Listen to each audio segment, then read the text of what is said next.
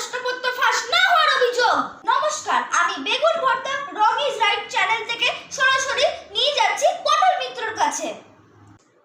নমস্কার নমস্কার নমস্কার নমস্কার নমস্কার নমস্কার বন্ধুরা, আমি পটল মিত্র আজ পচা আলুর ক্ষেত থেকে এসেছি আপনাদের সমস্ত প্রশ্নের উত্তর দিতে।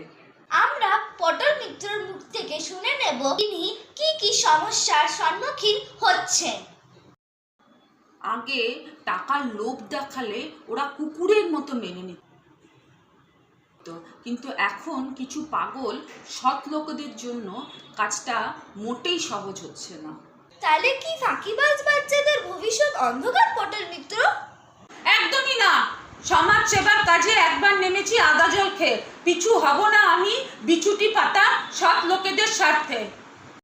এই সমাজ সবসময়তে মেধাবী ছাত্রছাত্রীদের কথাই ভেবেছে, কিন্তু কেউ কি কখনো এই ফাঁকিবাজ ছাত্রছাত্রীদের কথা ভেবেছে যারা সারা বছর চুটিয়ে ফাঁকি মেরে মোবাইল দেখে পড়াশোনার সময়টুকু পর্যন্ত পায় না?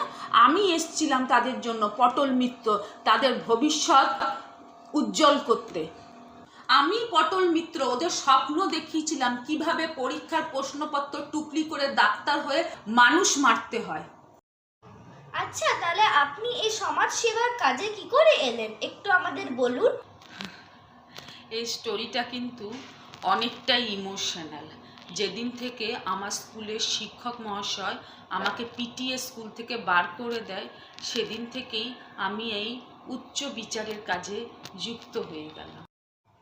তাহলে আপনি এখন কি করে ফাঁকিবাজ ছাত্রছাত্রীদের নিয়ে কাজ করতে চাইছেন? সমাজ সেবাটা আমার আগের মতোই চলতে চাই। পরীক্ষার আগে ফাঁকিবাজ ছাত্রছাত্রীরা যাতে প্রশ্নপত্রটা পেয়ে যায় আর সেটা দেখে ওরা যাতে এক্সামগুলো ক্র্যাক করতে পারে, এটাই আমার সমাজ সেবা হবে। ধন্যবাদ পটল মিত্র আমাদের সাথে এই রং ইজ রাইট চ্যানেলে যুক্ত হওয়ার জন্যে।